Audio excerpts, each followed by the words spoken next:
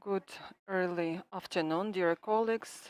13th of June, day 110 of the full-scale invasion of Russia into Ukraine. My name is Natalia, and our first guest today is Sergii Bilenkyi, the chair of the board of the Federation of Metallurgists of Ukraine. Could you give us an update about the iron and steel industry since the onset of the war? It's quite complex, unfortunately, quite challenging. Two big industrial facilities are now based in Mariupol, which is temporarily occupied. They have been heavily damaged. The degree of the damage, unfortunately, is impossible to assess because we don't have access to this territory. Other facilities are working not in the full scale. If we compare the figures of the past 5 years with this year, unfortunately, the figures dropped 5 times. If we look at the last month, May, for example, so unfortunately, metal products make only the manufacturing of metal products may only 20% of the usual output that we had in the peace times.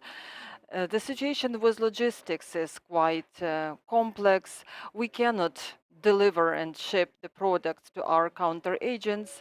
This industry was export oriented. All our ports are now blocked by the Russian troops. There is only one possibility left for shipping, so this is by railway, but there is huge competition there with other players of other sectors, for example, the grain sector. So the situation is quite dire, but we do have hopes that the situation will get stabilized soon. If these figures are known, how much metal products Ukraine lost since the full-scale invasion of Russian Federation of Ukraine. It's hard to make any calculations since the onset of the war, but as I said, so our capacity right now is 20% of the usual capacity. If we are talking about Mariupol, there were major two industrial facilities that would provide 40% of all metal products in Ukraine.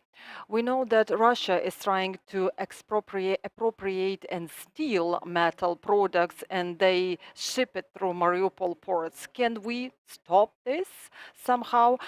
It's impossible to stop because Russia is now acting as a pirate country. So they are stealing our products and they are shipping them to the Russian Federation through Mariupol ports. Most likely they will be selling it. Maybe part of it they will use for their internal domestic needs, but this is piracy. I cannot find any other word. So this is a violation of all possible international rules and norms. And this will be assessed by the courts and the international law. We are now working on making claims to the Russian Federation, legal claims and pressing charges, because our facilities were severely damaged during the war, plus the piracy. I believe that our losses make $20 billion. We have a question. Andriy Shevchenko, Media Center, Ukraine. My question is about the future of your sector.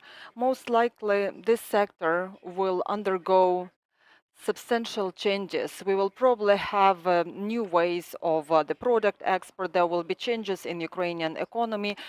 Do you have any forecast about the changes of this sector and this industry, the geography, the structure of the products, etc.? First of all, we hope that the territories that are temporarily occupied as of today will be deoccupied soon. We all will need to assess the scope of the damage that was caused to our industry, our sector, and the territories. Only then we will be able to make some conclusions about the future of Ukraine iron and steel industry. I don't want to take chances and make any assessments or talk about the prospects. Those industries that are on the government controlled territories are recuperating.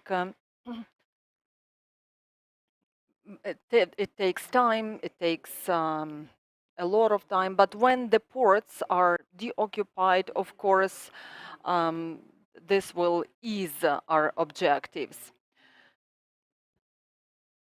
If we decide to launch the production of other types of goods and commodities that we did before the war, so we will probably have to make some changes into our industry. Most likely, in some long-term prospects, we will build new industrial facilities, or we will extend the capabilities of the existing industrial facilities. But I think that it's not going to happen with our industry, metallurgy industry. We are all hoping that the territory will soon be deoccupied, that Ukraine will win that war, and we hope that Ukrainian armed forces will do everything to approximate our victory. You said that Ukrainian metallurgy industry is working at 20% of its capacity, and we don't know the real scope of the damage that had been caused to Ukrainian economy and your industry in particular. Even if we take into account Lend-Lease and the assistance from the EU, how could Ukraine subsidize the damage caused by some alternative methods, for example, import from other countries, or processing the metallurgy and metal products from other countries, or some alternative processes? Are you considering such options at all? You know that mining and processing complex is special type of industry. So it's very conservative. You cannot change things overnight. There are certain companies, for example, Dnipro metallurgy plant, it's 135 years old. Modernizing such facility will probably be more complicated than building a new facility. Whether we are going to build new industrial facilities, I think that's also a question that remains to answer. Interpipe, so this is a new industrial facility. It's not full cycle complex. So it's a new facility that we are proud of, but I believe that it's not possible with our industry. It's more possible for other industries, but not our industry. We will probably have to get adjusted to the realities that we will have after the war. We will probably have to resume the manufacturing and processing processes at the companies that were not that severely damaged. We'll probably have to rebuild those industries that were totally damaged, and we will have to use our competitive advantages because we have iron ore resources in Ukraine, we have energy resources in Ukraine that help this industry work, and I just hope that we also have logistic advantages, so which is, for example, a seaport. These are railway tracks that lead to EU. Therefore, we have no other choices and options but to develop what we can develop. We have another question. My question is about Azov Steel Industrial Facility. I believe that the name itself arises controversial emotions. Most likely your heart was bleeding when you saw how this facility was destroyed, but also it became the symbol of Ukrainian resilience and resistance. What are your emotions when you think and talk about this facility, and what do your employees, your colleagues think when they talk about this facility? It's a very interesting question. On one side, we feel pride and honor that this industrial facility became the symbol of our resistance and resilience. But we can't even imagine the scope of damage caused to this plant. I hope very much that soon we will have our Mariupol deoccupied. And this is not only about industrial facilities, it's also about people who lost their lives, who lost their health, who lost their homes. It's very difficult to talk about these things today. Two major facilities that were on that territory, they were conserved as far as possible. Everything was done the way so that one day we can resume the work of those facilities. But we have to understand what is the scope of damage that had been caused. And this information, unfortunately, is missing. We have another question. Looking at Ukrainian history in general as a territory that enjoyed its independence, then it was occupied, it was integrated, it was torn apart between many countries. 135 years, that's the oldest iron and steel industrial facility in Ukraine, according to you. If, for example, we have a plan, we have investors who want to invest and want to get their profit. And this will be Western countries. This will not be Russia, China.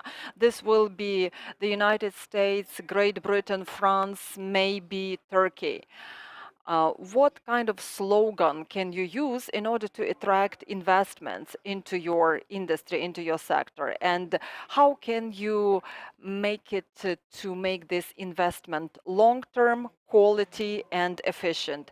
Speaking of the slogan, I think that the slogan is already decided. Ukraine is is very attractive for investments because it has attractive geographic location, natural resources, developed industry. And I believe that we should not convince Western investors about all the advantages of our country. Issues arise where when we talk about environmental legislation, tax legislation, corruption, inefficiency of law enforcement, judicial system, etc. These are the components that investors pay attention to when they are making their decision whether to enter the country or not.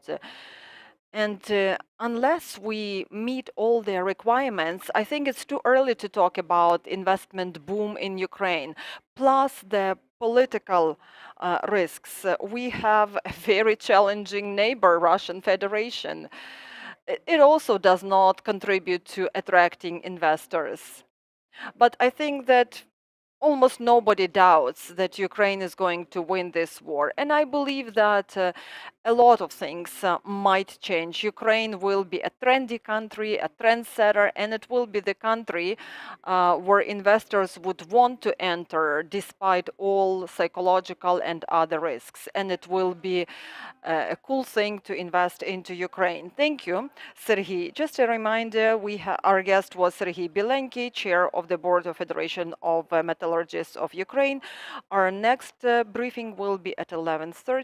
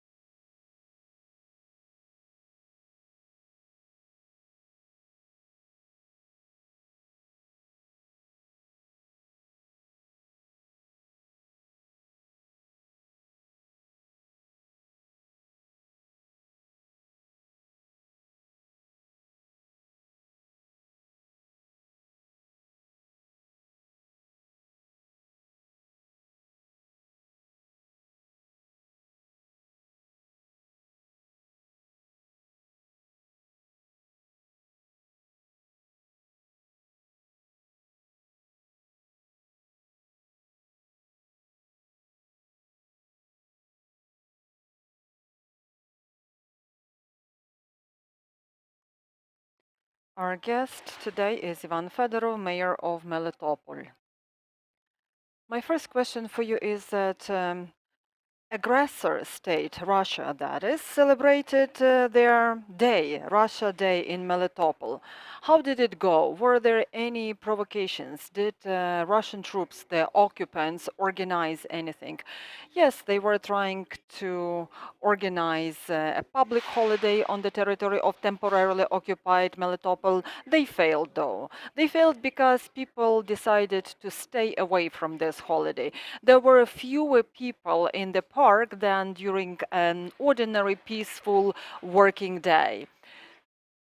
They were trying to make a pompous ceremony by issuing and handing out Russian passports. But there were a mere 15 people willing to receive such a passport.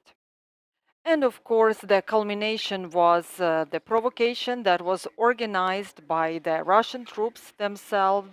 So that was an explosion next to the office which they took over. The office is based in the city center.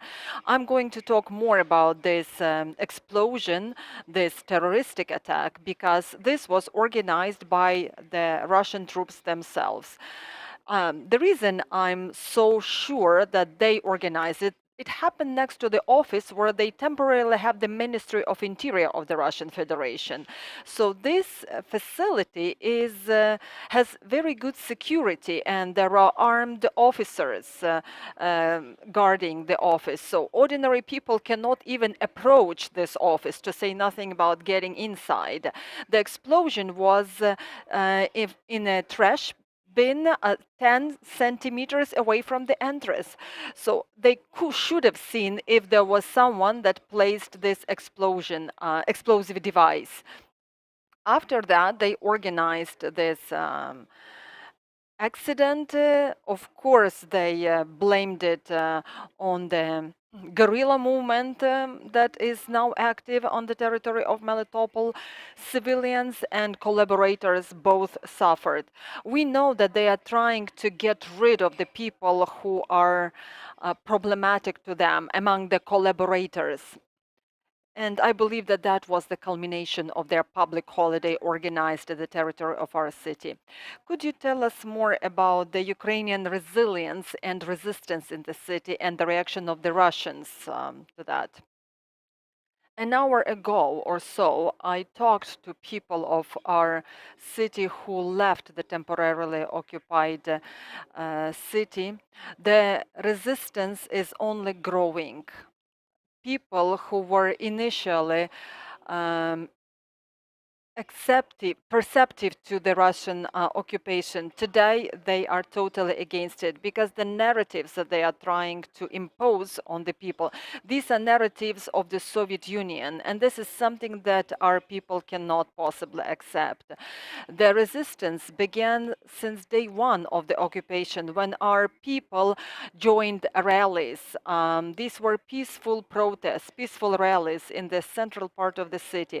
When Russians tried to dismiss those meetings, they started abducting people. So this resistance is non-public anymore, but it went into the guerrilla movement, converted into guerrilla movement, who are trying to help the armed forces of Ukraine and special forces of Ukraine. And as of today, this resistance is quite active. So they are trying to stop the trains, they are trying to create obstacles on the railway. So there are, let's say, local points where these guerrilla movements are active.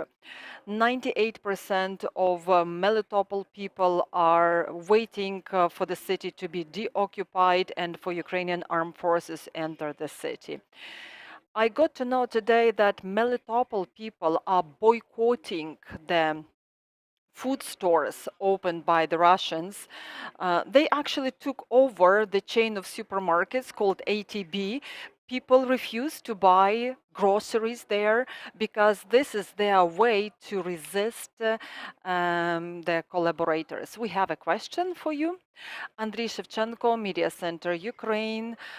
My question for you is about the Russian plans regarding Ukrainian South. We hear lots of news about issuing passports, about attempts to organize referendum to join Russia. Do you have a picture? Do you have an idea about the plans of Russia regarding Melitopol and Ukrainian South in general, in principle? What do they want to do there? When we are talking about the plans of Russia regarding Ukrainian South, we should not only talk about Melitopol or South. These are the plans for the whole of Ukraine, and I don't think that it is restricted to Melitopol or the South or Berdyansk. They want to occupy the whole of Ukraine, and they want to make it second pseudo Belarus. But unfortunately, they are failing, and that's why they are not trying to organize referendums anymore. At least they have taken their time. So they failed to build at least one effective system on the territory of the occupied territories. Neither financial, nor law enforcement, nor municipal government, because there is resistance from the residents of occupied cities. This is totally different from what happened in Crimea 2014 or Donbass 2014.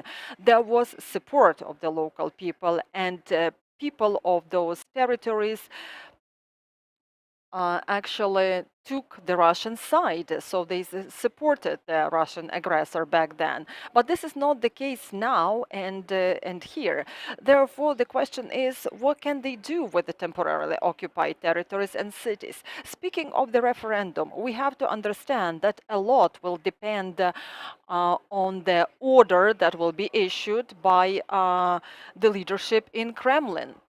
If they say that tomorrow there has to be referendum, of course they will organize pseudo referendum, and they will create a nice picture that people are electing the new mayor of Melitopol, DPR or LPR, and they are happy. But this has nothing to do with the real situation, with the truth. Therefore, the trend of Russia today is to put the resistance and the war on pause and try to trade off with the rest of the world, trade off the sanctions, territories, etc., you name it. But I don't see any decisive steps from their side. I don't think that they will want to leave the war in the status it is at right now on the territories that have already been occupied by the Russians. And I don't know if they are ready to stop this war and enter the negotiation phase. They don't have real plans. That's why we cannot foresee any actions from their side regarding plans or strategies. We have another question. My question for you is the following. You said that Russia doesn't have a clear plan about its future. It wants to leave things as they are now. So the territories that have been occupied, they will use to play poker and trade for the most advantageous situation and position for them. Same thing has happened with Donbass. So they took it over. They didn't want to advance.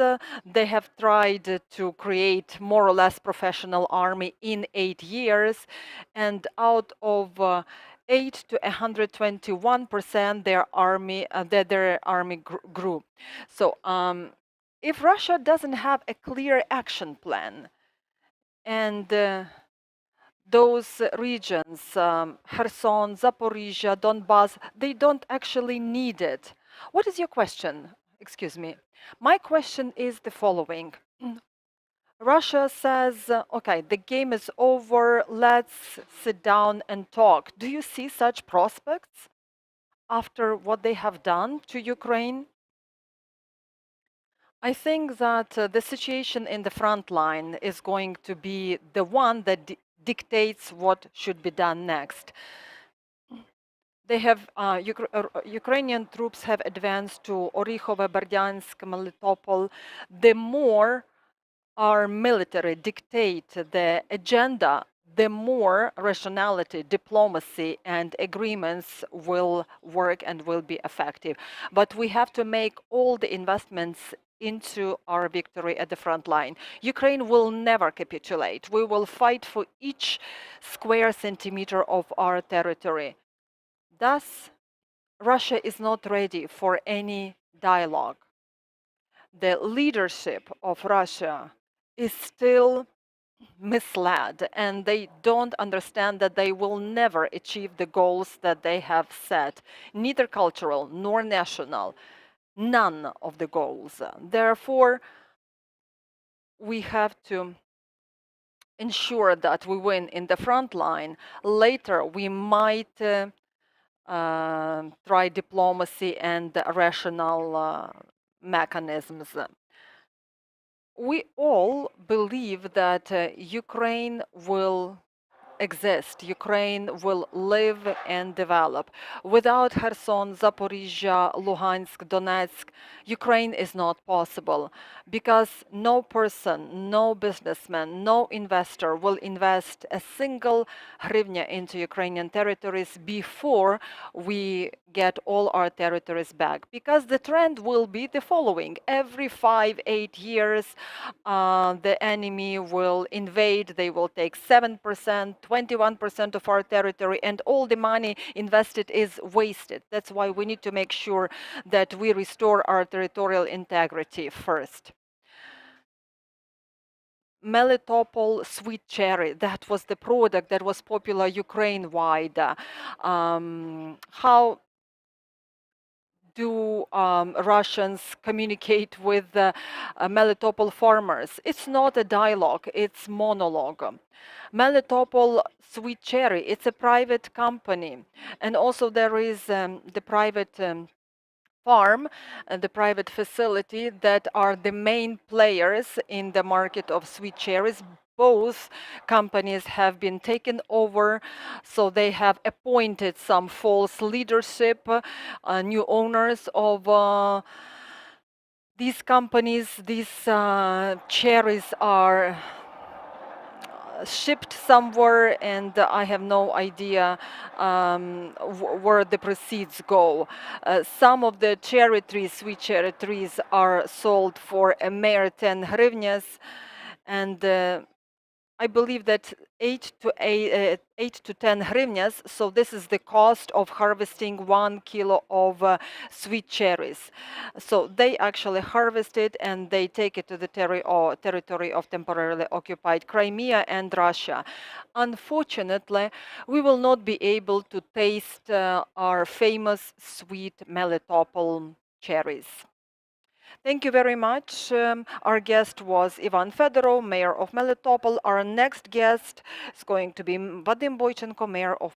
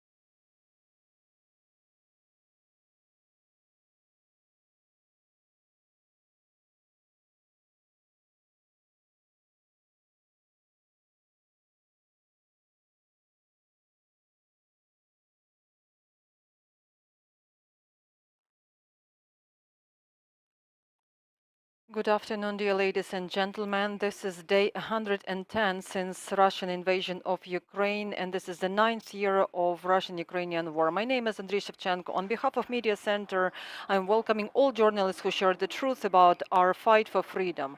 Our guest is Vadym Boichenko, mayor of Mariupol. Vadym, today is a special day for our city. 8 years ago, Mariupol was liberated from Russian occupants, Russian troops. Back then, Mariupol became the symbol of military victory and military honor. Later, it became the heart of Donetsk region, and it has been through a lot of events in 8 years' time. What feelings do you have today when you think about Mariupol that became the symbol of human tragedy and when the city is suffering from Russian occupation again? I'd like to express my words of gratitude. Back in 2013 and today in 2022, we not only have hope, but also we are confident that Ukrainian armed forces are going to do everything possible to win this war and to make sure that Mariupol remains Ukrainian city. We need time, and Mariupol will become Ukrainian territory again, and we will rebuild it and recuperate it. Back then, collaborator history that has the name DPR or LPR, so they wanted to spread this sheer lunacy and this propaganda in our city. We've been under this propaganda of DPR for a while. Fortunately, the citizens of our city did not support that propaganda, which was very important. The other component is that we were liberated by the armed forces of Ukraine. Back then and today, these collaboration troops and DPR troops bring nothing but pain, evil, and destruction. Back then, they were looting our city, they were stealing in our city, they were murdering and killing our people. Now, this is also done, but in the multiple scope. They destroy our lives, they destroy our people, they destroy our cities and our country. The city is almost totally devastated and destroyed. If you look at the local infrastructure, 2,600 buildings have been partially or totally burned to ashes.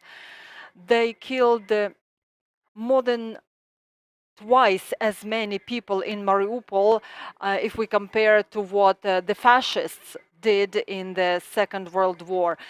They steal our metal, they steal our grain. The metal products were manufactured for our partners, for European partners. It had to be shipped, but now it's appropriated by them, it's stolen. They steal things from the children's playground, they steal interactive boards, they steal plugs from ordinary apartments.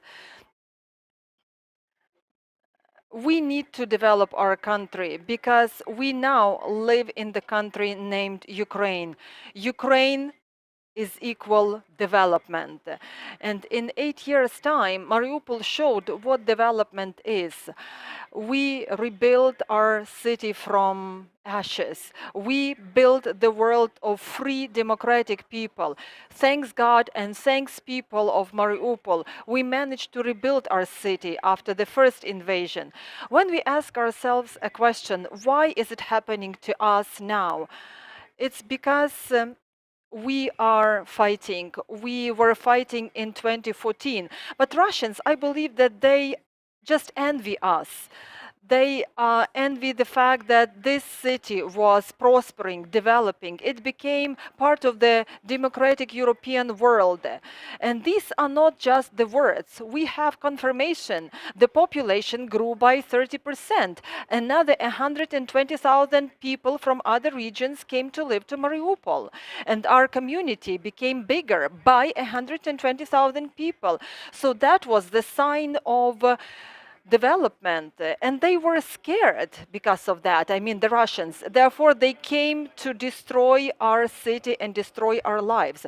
What is the situation in Mariupol right now? Unfortunately, the situation is dire as of now. We are on the edge of humanitarian disaster and epidemic disaster. The situation is very, very serious because in our city there are a lot of mass graves, there are a lot of spontaneous graves, and some bodies are still on the street. The drainage doesn't work, sanitation is poor, there is no access to potable, clean water, there are outbreaks of infectious diseases. Doctors say that thousands of people might die in Mariupol because of diseases, because of infectious diseases. That's why we are trying to invite our partners to help us to create green corridors so that our people can leave Mariupol towards government-controlled territories.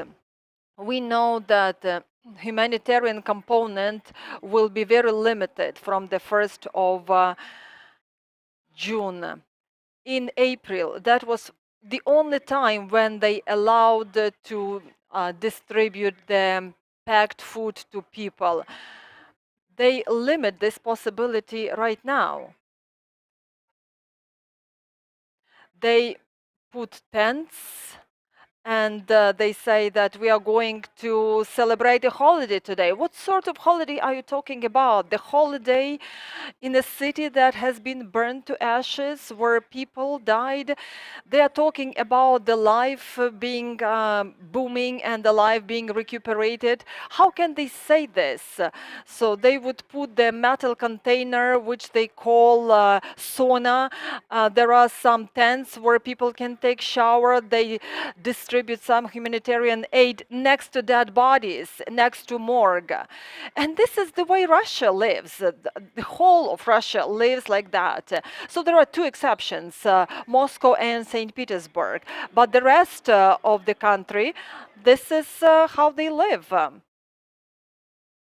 Vadym, we have a question. Natalia Staroprava, Media Center, Ukraine. What is the situation with evacuation of people?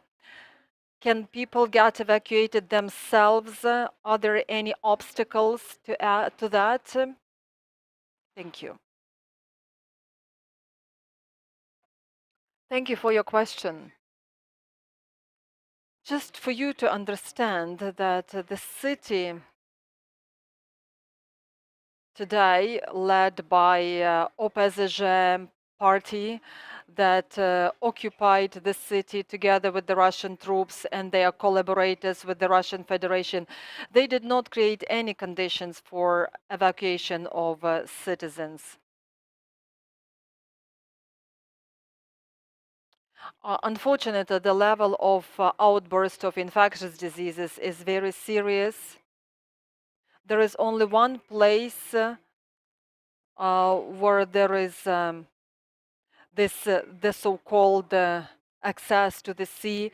People have no possibility to attend to their everyday sanitary needs. There are a few citizens who were trying to get evacuated towards Ukrainian controlled territories. I know that some people are trying to get to Ukrainian government-controlled territories from the side of the cities nearby Mariupol, and they are receiving some assistance from Ukrainian state, and they get hope that Mariupol will be Ukrainian city again. Do we have questions? How are you? Thank you so much. This is Yugo Hirano of Kyoto News Japan. I have one question. So, how about the current situation in your city? I want to know the daily life of your citizen. For example, shops are open or not, something.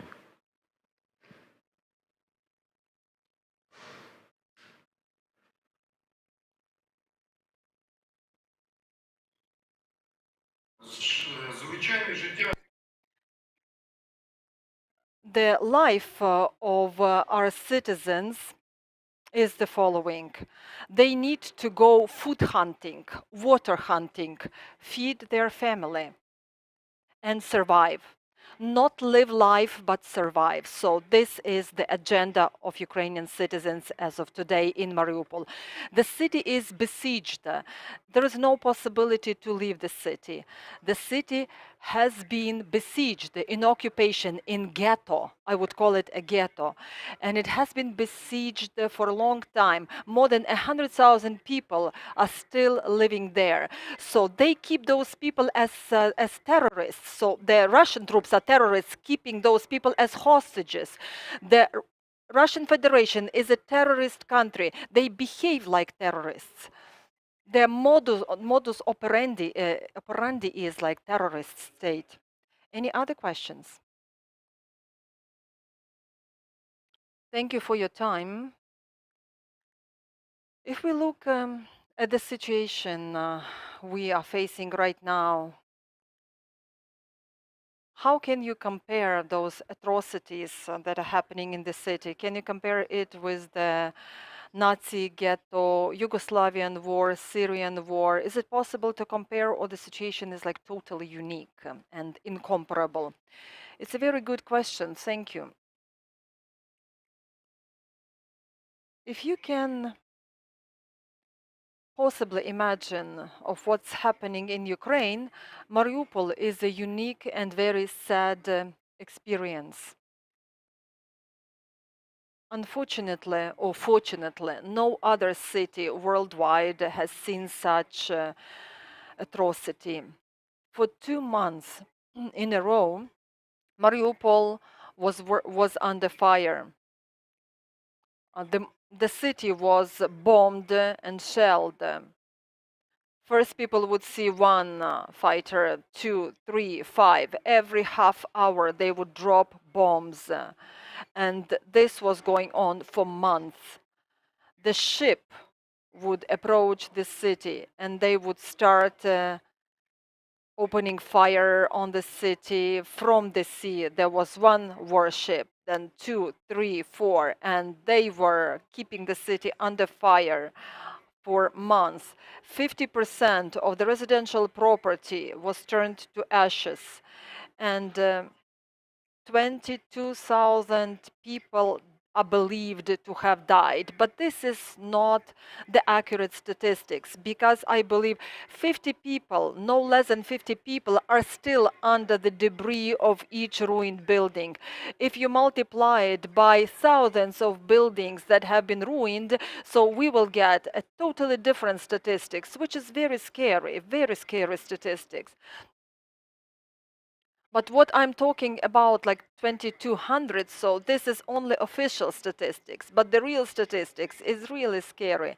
If we take 1 or 2% of all those who died, these are children. So this is heartbreaking. My heart is bleeding when I see what's happening in Mariupol. People are trying to take shower in the tents. There is a metal trash can from where they take food, and they are trying to provide people some packed food. People are not living lives. People are surviving on daily basis. What can you compare it with? Maybe the fascists. There were 2 years of occupation between 1941 and 43, but the level of destruction and the level of murder and the number of people who died is not comparable. Putin is living evil. He did not only cause destruction to our city, he caused destruction to us as the country, as the nation. This is genocide. This is not the special operation to liberate Ukrainians, because you have to understand, every second citizen of Mariupol was born in Russian Federation. This is Russian-speaking region of Ukraine, but it did not stop Putin and his troops. He kept killing people. He kept humiliating our people. So this is Dresden, Warsaw, Gdansk, Bonn. So these are the cities that Hitler destroyed, but the destruction is not even comparable to what is happening in Mariupol. I'd like to add that according to international conventions, the country occupant country also is responsible for providing medical supplies, food, and basic needs of the population on the occupied territories. Russia is not meeting those needs, thus they are violating international conventions and international legislation. Vadym, my last question for you will be about 2014. When you remember liberation of Mariupol from Russian troops back in 2014, what is the most memorable moment for you? What did you feel then when you learned that the city was deoccupied? On that day, I was next to drama theater, sadly known drama theater. It became the symbol of our liberation movement, this drama theater, because they also were trying to attack Mariupol. And I am looking forward to another day when our city will be deoccupied again. The first time it was deoccupied during the Second World War, then in 2014, and I hope that it's going to happen soon. And this deoccupation happened in December, January, and we remember the attack on this drama theater, and we remember how they were trying to get rid of DPR troops. That was the holiday of Mariupol that stood proud and stood strong. Back then and today, we say glory to Ukraine, glory to armed forces, and glory to our soldiers and warriors. And this day will definitely come soon, be it December, be it January, but we will deoccupy our city and we will rebuild this city. This will become the best city in Europe, I'm sure. Our guest was Vadym Boichenko, mayor of Mariupol, the city that is celebrating 8th anniversary of deoccupation from the Russian forces in 2014. Thank you, Vadym, for being with us. That's the end of our program for today. Please follow our